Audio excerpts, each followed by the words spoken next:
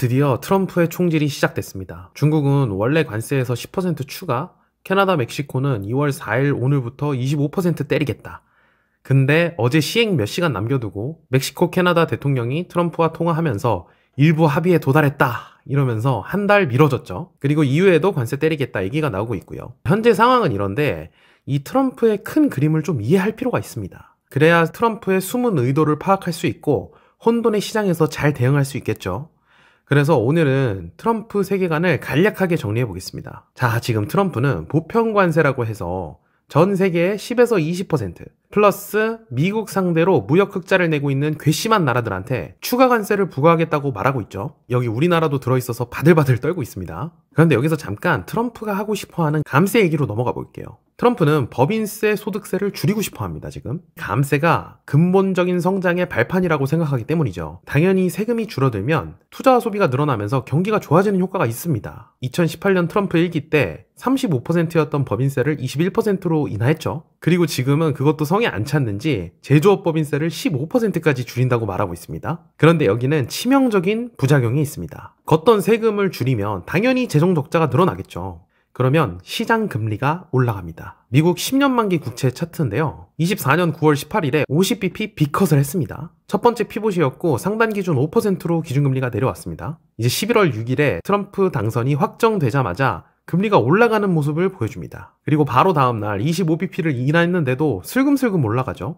12월 18일에 25bp를 추가 인하했는데 또 상승합니다. 아니, 기준금리는 계속 내려가는데 왜 장기채 금리가 올라갈까요? 이걸 시장에서는 채권 자경단이라고도 표현하는데요. 국정이 너무 방만하게 운영될 것 같을 때 시장 참여자들이 국채를 팔면서 금리가 올라가는 현상을 말합니다. 감세하면 재정 적자가 늘어나잖아요. 그걸 메우기 위해서 관세를 때리면 인플레가 걱정되죠. 이 두 개를 시장에서 높은 금리로 반영하는 겁니다. 다시 돌아와서 그럼 이렇게 금리가 올라가는 것이 뭐가 문제냐? 이게 오늘 말씀드릴 내용의 첫 번째 핵심인데요. 미국은 장기채 금리가 올라가는 것을 매우 싫어합니다. 여러 가지 이유가 있는데 몇 개만 얘기해 보겠습니다. 미국은 필연적으로 엄청난 양의 국채를 수시로 발행해야만 하는 나라잖아요. 그래서 장기채 금리가 올라가는 것만큼 부담스러운 게 없습니다. 생각을 해보자고요. 돈을 3개월 빌리는데 고리로 빌리는 거랑 10년을 빌리는데 고리로 빌리는 거랑은 부담이 차원이 다르겠죠. 그리고 미국은 이미 1년에 내는 이자가 1,000조 원을 넘어선 지 오래입니다. 여기 밑에 보시면 국채 이자가 1년 국방비를 넘었대요. 당연히 트럼프는 이 장기 금리를 내리고 싶을 거예요. 그러니까 자꾸 연준을 압박하는 거죠. 내가 연준보다 더 잘 안다. 빨리 내리라는 거죠. 두 번째는 은행 리스크인데요. 23년에 있었던 SVB 실리콘밸리 은행 파산 사태 기억하시죠? 이게 은행이 장기채를 많이 들고 있거든요. 근데 긴축하면서 금리가 급격하게 상승을 하니까 가지고 있던 채권 가격이 폭락한 거죠. 그걸 본 예금자들이 불안해하고요. 바로 손가락 몇 번 튕겨서 인출이 되니까 하루 만에 은행이 무너지는 초유의 사태가 일어났죠. 그리고 이렇게 고금리가 유지되는데 미국처럼 경기가 괜찮잖아요? 그러면 전 세계 돈이 미국으로 빨려 들어가면서 강달러 현상이 지속됩니다. 물론 불확실성이 커지면서 안전자산 선호 현상으로 오른 부분도 있습니다. 근데 상식적으로 한번 생각을 해보자고요.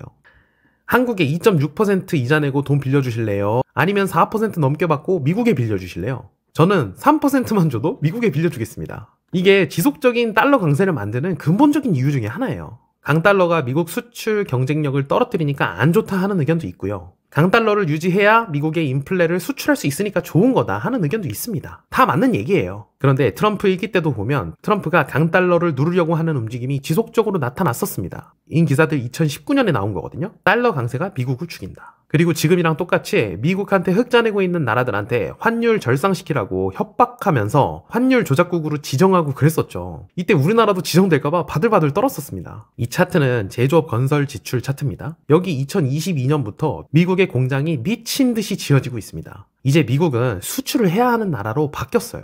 옛날이랑 완전히 달라졌습니다. 이런 강달러 환경 속에서는 미국의 비싼 인건비로 생산하는 제품을 절대 수출하지 못할 겁니다. 안 팔려요, 비싸서. 그래서 결론은 트럼프가 이 강달러와 고금리를 굉장히 싫어한다는 겁니다. 제 내피셜이에요, 여기서부터는. 트럼프는 앞으로 이 구조적인 강달러와 고금리를 약달러와 저금리로 만들기 위해서 수단과 방법을 가리지 않을 겁니다. 지금 관세로 공포 분위기 조성하면서 다 죽일 것처럼 얘기하고 막판에 합의하는 것도 모두 이 큰 그림을 위해서라고 생각해요. 그러면 트럼프가 이 약달러 저금리로 만들기 위해서 무슨 짓을 할지에 대해서 한번 얘기를 해보겠습니다.